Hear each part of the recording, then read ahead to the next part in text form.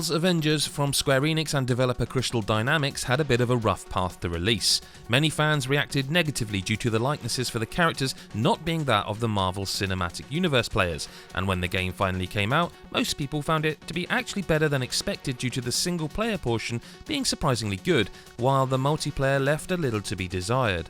Much of the trouble came from the fact that the cosmetics didn't seem to make a huge amount of sense for the characters, as you'd be upgrading things you couldn't see that didn't really seem canon. This reaction eventually meant that the next generation console version was pushed back a little bit, so the teams could focus on perhaps getting a roadmap in place and sorting out which characters would be joining the game after a load of leaks happened.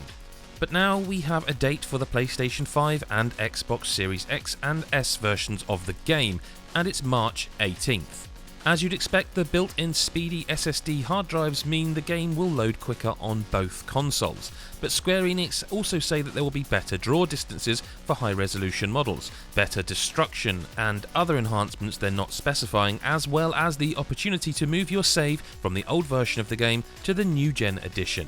Cross-gen play will also be supported, so PlayStation 4 players can play with PlayStation 5 owners, and so on for Xbox, while you'll get a 1440p resolution on Xbox Series S with 4K on PS5 and Xbox Series X. As well as the next-gen upgrade hitting consoles for free on March 18th, the second downloadable content character is coming on that date too, and it's Hawkeye.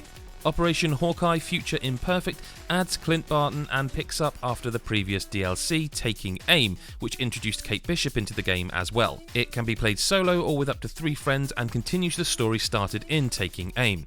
So for more on Marvel's Avengers and everything else in the world of gaming, head to nme.com.